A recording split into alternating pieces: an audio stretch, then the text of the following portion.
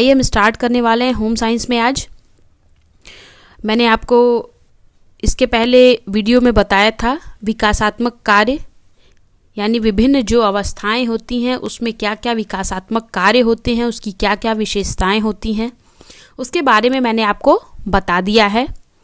आज मैं इससे संबंधित प्रश्न आपको बताना चाहती हूँ कि इससे क्या क्या प्रश्न बनते हैं आपके टीजीटी, पीजीटी, हायर, नेट, असिस्टेंट प्रोफेसर, इन सारे एग्ज़ामों में जो भी हम टॉपिक पढ़ेंगे हम साथ साथ में प्रश्न देखते जाएंगे कि कैसे प्रश्न हमसे पूछे जाते हैं।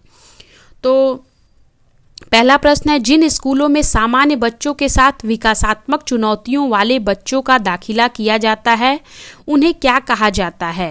तो उन्हें हम बोलते हैं इंटीग्रल स्कूल, यानी उसको हम हिंदी में बोलते हैं संपूर्ण स्कूल।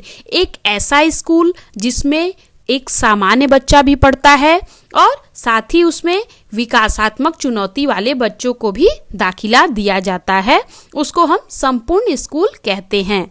यह प्रश्न स्टूडेंट उत्तर प्रदेश हायर उच्चतर वाले में परीक्षा में आ चुका है, इसलिए मैंने इसको यहाँ लिख दिया है। हो सके आपको प्रश्न रिपीट होते हैं, रिपीट प्रश्न फिर से मिल जाएं। दूसरा प्रश्न है, मनोवैज्ञानिकों ने उत्तर बाल्यावस्था को कहा है। जैसा कि मैंने आपको बताया था कि सबसे पहले शैशवावस्था होती है, उसके बाद बाल्यावस्था होती है। बाल्यावस्था को भी दो भागों में बांटा गया है, एक पूर्व बाल्यावस्था, एक उत्तर बाल्यावस्था। तो उत्तर बाल्यावस्था की एज होती है 7 से 12 वर्ष और जिसको हम क्या कहते हैं, गैंग एज भी कहते हैं। क्यों? क्योंकि इस एज के जो बच्चे होते हैं वो समूह में रहते हैं, ग्रुप बना के खेलते हैं। आप उनको देखेंगे, यदि आप अपने आसपास के लोकेशन में या जहाँ भी आप रहते हैं, यदि उस उम्र के बच्चे हैं तो आप ध्यान देंगे कि वो बच्चे कैसे समूह में खेलते हैं, गैंग बना के रहते हैं। ये सारी चीज़ें आपको अपने आसपास देखने को मिलेंगी। तो मैं ये कहना चाहती हूँ कि जो भी बच्चे हैं वो चाइल्ड डेवलपमेंट बाल विकास पढ़ रहे हैं तो उनके आसपास जो भी बच्चे हैं, जो भी क्रियाकलाप करते हैं, आप उनको अपने विषय की दृष्टि से थोड़ा सा ध्यान से देखा करिए, ठीक है? तो आपको चीज़ें याद नहीं करनी पड़ेंगी। नेक्स्ट है, मानव विकास का अध्ययन है, यानी मानव विकास का अध्ययन हम कब करेंगे? तो जैसे ही बच्चा माँ के गर्भ में आ जाता है, गर्भाधान की जो प्रक्रिया होती है, यानी गर्भाधान से लेकर वृद्धावस्था तक हम मानव के विकास का अध्ययन करते हैं। फिर यहाँ देखिए एक प्रश्न आया है कि प्रारंभिक बाल्यावस्था का समय है, यानी मैंने आपको बताया बाल्यावस्था को दो भागों में बांटा गया है, एक पूर्व बाल्यावस्था जिसको प्रारंभिक बाल्यावस्था कह रहा है और दूसरा है उत्तर बाल्यावस्था। तो आपको पता होना चाहिए कि प्रारंभिक बाल्यावस्था जो है वो 2 से 6 वर्ष तक की अवस्था होती है। अगला प्रश्न है, नवजात शिशु का रोना सहायक है श्वसन क्रिया में, ठीक है? जब बच्चे रोते हैं तभी जो है उनकी श्वसन क्रिया प्रारंभ होती है। दूसरा है, किशोरावस्था के प्रमुख लक्षण हैं, यानी अभी जब मैं किशोरावस्था की विशेषताएं बता रही थी तो वहाँ पे था शारीरिक परिवर्तनों का तीव्र होना, क्योंकि किशोरावस्था में, ठीक है, किशोरावस्था में बहुत तरह के परिवर्तन देखने को मिलते हैं। इसमें मुख्य रूप से यदि हम ध्यान दें तो इस अवस्था में शारीरिक परिवर्तन अत्यंत तीव्र गति से होता है। फिर है, वृद्धि एवं विकास होता है सरल से जटिल की ओर, सिंपल टू कॉम्प्लेक्स, ठीक।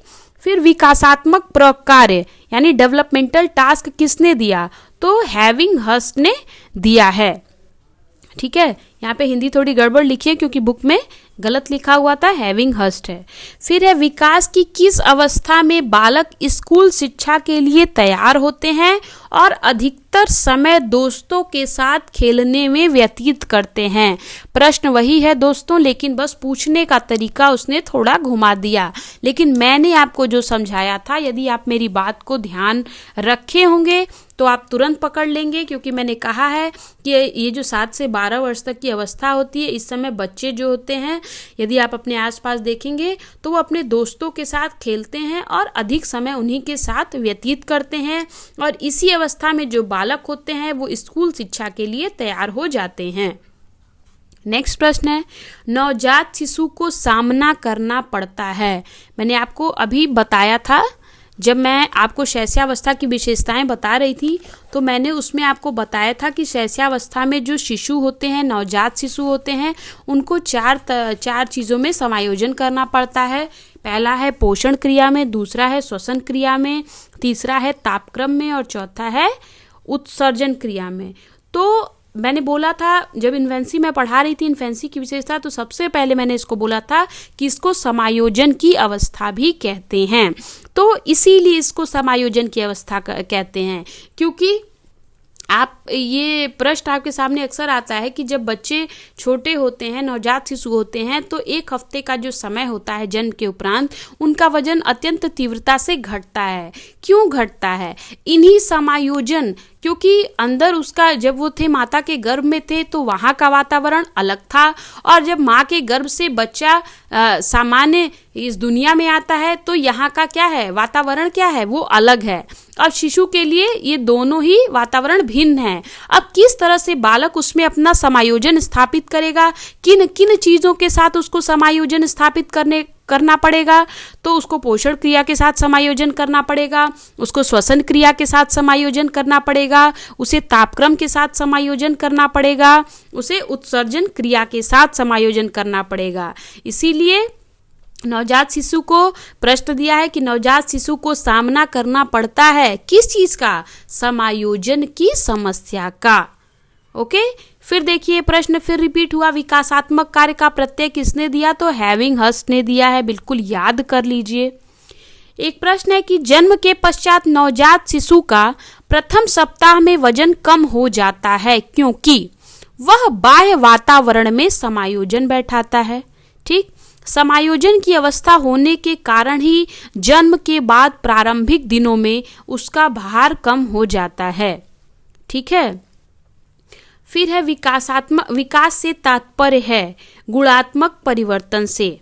ओके, लेकिन स्टूडेंट्स, मैंने राजकीय के पेपर में मैं कहीं कहीं ये अपने उत्तर प्रदेश का जब हम लोग का टीजीटी पीजीटी होता है तो वहाँ तो विकास से तात्पर्य है गुणात्मक परिवर्तन को सही करता है, लेकिन मैंने देखा है कि 2 बार मैंने एग्ज़ाम दिया है, राजकीय डिग्री कॉलेज का भी और साथ में राजकीय इंटर कॉलेज का, तो वहाँ पे जब मैंने गुणात्मक विकास से तात्पर्य गुणात्मक परिवर्तन लगाया था तो उसने उसको गलत करके गुणात्मक तथा मात्रात्मक दोनों को ही सही किया है। ठीक है, तो बात है कि आयोग किसको आंसर मानता है। तो यदि आप राजकीय में आपके सामने ये सारी चीज़ें प्रश्न आती हैं, यूपीपीएससी से कोई एग्ज़ाम आता है तो आप उसमें गुणात्मक एवं मात्रात्मक दोनों ही लगाएंगे, और यूपी टीजीटी में जब आएगा या पीजीटी में आएगा तो आप गुणात्मक परिवर्तन लगाइएगा, वो सही माना जाता है। नवजात शिशु का औसत भार कितना होता है? नवजात शिशु का औसत भार 6 से 7 पाउंड होता है, और बच्चे की जो लंबाई होती है नवजात शिशु की वो 18 इंच से लेकर 20 इंच तक होती है स्टूडेंट्स। ठीक है, लेकिन आपको एक दिमाग में होना चाहिए कि 18 इंच। ठीक, फिर है शिशु के जन्म के बाद 15 से 30 मिनट का समय कहलाता है। मैंने आपको बताया था कि शैशवावस्था को 2 भागों में विभाजित किया गया है। पहला है द पीरियड ऑफ पार्चुनेट और दूसरा है द पीरियड ऑफ नियोनेट। यानी पार्चुनेट जो अवस्था है वो 15 से 30 मिनट तक की अवस्था होती है, जब बच्चे का अम्बिलिकल कार्ड काट के उसको माता से अलग जीव के रूप में किया जाता है। ठीक है, एक अलग जीव बन जाता है शिशु, तो उस अवस्था को हम पार्चुनेट कहते हैं। फिर है शैशवावस्था का सबसे महत्वपूर्ण समायोजन है। देखिए 4 प्रकार का समायोजन बताया था, अब देखिए वो सारी चीज़ें इसमें आ जाएंगी। इसमें दिया है तापमान परिवर्तन। ठीक है, फिर है श्वसन क्रिया जो मैंने आपको पहले बताया, चूसना एवं निगलना यानी पोषण क्रिया से रिलेटेड ये हो गया है, और चौथा है उत्सर्जन। फिर है मानव जीवन में शैशवावस्था को कितने भागों में बांटा गया है? तो मैंने आपको बताया मानव जीवन में शैशवावस्था को 2 भागों में बांटा गया है। फिर है नवजात शिशु में कौन सी इंद्रिय यानी जो हमारी ज्ञान इंद्रियां होती हैं उसमें कौन सी इंद्रिय सबसे कम विकसित होती है? तो जो नवजात शिशु होते हैं उनमें सूंघने की जो शक्ति होती है वो बहुत कम होती है। फिर कह रहा है puberty stage is divide into, यौवना रंभ को विभाजित किया गया है कितने भाग में? 2 भाग में। फिर है वाटसन के अनुसार शिशुओं के प्रमुख संवेग, शिशुओं में प्रमुख रूप से पाए जाने वाले संवेग हैं। भय, क्रोध, प्रेम। अकॉर्डिंग टू वॉटसन, बच्चों में भय, क्रोध, प्रेम ये सारे संवेग हमें शिशुओं में मिलते हैं। फिर है बालक का विकास है, यानी बालक का विकास किसकी देन है? ये वंशानुक्रम एवं वातावरण का परिणाम होता है। फिर है किशोरावस्था के विकासात्मक कार्य हैं। मैंने आपको किशोरावस्था की बहुत सारी विशेषताएं बताई हैं, अब उसी में से आपको छांटने को आ गया था। तो इसमें दिया है व्यवसाय का चयन, बिल्कुल सही। दूसरा है आत्म पहचान का विकास करना, बिल्कुल सही। और तीसरा है शारीरिक परिवर्तनों को स्वीकार करना, बिल्कुल सही। यानी विकासात्मक कार्य हैं ये सारे किशोरावस्था के। आपको इसके पहले वाले वीडियो में मैंने जितने बताए हैं उसको, आपको यदि वीडियो बहुत क्लियर ना हो रहा हो तो आपको मेरी आवाज़ बहुत क्लियर हो रही होगी, आप उसको सुन के और उसको अपनी कॉपी में लिखें, ठीक है स्टूडेंट्स। फिर है किशोरावस्था तनाव एवं तूफान, यानी स्ट्रेस एंड स्ट्रोम की अवस्था है। किसने कहा है? बहुत आता है टीजीटी में, ये प्रश्न बहुत ज़्यादा आता है। और इसको कहा है अकॉर्डिंग टू स्टैनली हॉल ने कहा है कि किशोरावस्था जो है वो तनाव एवं तूफान की अवस्था होती है। फिर एक प्रश्न है, पूर्ण परिपक्व शिशु वह है जो गर्भ धारण के 37 सप्ताह पश्चात जन्म लेता है। मैंने आपको बताया था कि मानव में, ठीक है, जो गर्भकालीन पीरियड होता है वो 280 दिन का होता है। तो यदि कोई शिशु 37 सप्ताह के पश्चात जन्म लेता है तो वो एक परिपक्व शिशु होता है। बालक के प्रारंभिक सामाजिक विकास का आधारीय कारक है उसकी सामाजिक अंतःक्रिया, यानी हिज सोशल इंटरेक्शन। यानी बच्चे का जो प्रारंभिक सामाजिक विकास होता है उसका बेस क्या होता है? उसका आधार उसकी सामाजिक अंतःक्रियाएं होती हैं। अंतःक्रिया वो किस तरह से लोगों से इंटरेक्ट कर रहा है। ओके। दूसरा है निकट दूर क्रम में क्रियात्मक विकास होता है। मैंने आपको बताया था विकास में 2 तरीके का होता है, एक मस्तकाधुमुखी होता है, एक निकट दूर होता है। तो मस्तकाधुमुखी में मैंने बताया था कि बच्चे का विकास गर्भ में सिर से पैर की तरफ होता है, और प्रॉक्सी मॉडिस्टल में क्या होगा? केंद्र से परिधि की ओर, यानी फ्रॉम सेंटर टू पेरीफेरी, ठीक है। फिर है बालक के अपने पालनकर्ता से संबंध मुख्य निर्धारक माना जाता है। बालक क्या है? संज्ञानात्मक, यहाँ कह रहा है बालक के अपने पालनकर्ता, यानी जो भी उनके पालन करता है से संबंध जो होता है उसका मुख्य निर्धारक माना जाता है संज्ञानात्मक एवं संवेगात्मक विकास को। आगे जब हम सारे विकास के बारे में बताएंगे तो हम इस चीज़ को वहाँ पे अच्छे से आपको डिफाइन करेंगे। फिर है नवजात शिशु की हृदय गति होती है 120 से 140 प्रति मिनट। फिर है सार्वभौमिक परिवर्तन, यानी यूनिवर्सल चेंज में सम्मिलित है। क्या क्या सम्मिलित है? पहला है फर्स्ट वर्ड, यानी प्रथम शब्द उच्चारण। दूसरा है वॉकिंग, यानी चलना। तीसरा है स्माइलिंग, यानी मुस्कुराना, ठीक है। सार्वभौमिक परिवर्तन क्या क्या होता है? प्रथम शब्द का उच्चारण करना, दूसरा है चलना, और तीसरा है स्माइलिंग, यानी मुस्कुराना। फिर है बालक का मन एक खाली स्लेट या टैबुला रासा जिसको बोलते हैं, यह विचार दिया। किसने दिया? जॉन लॉक ने ये विचार दिया था।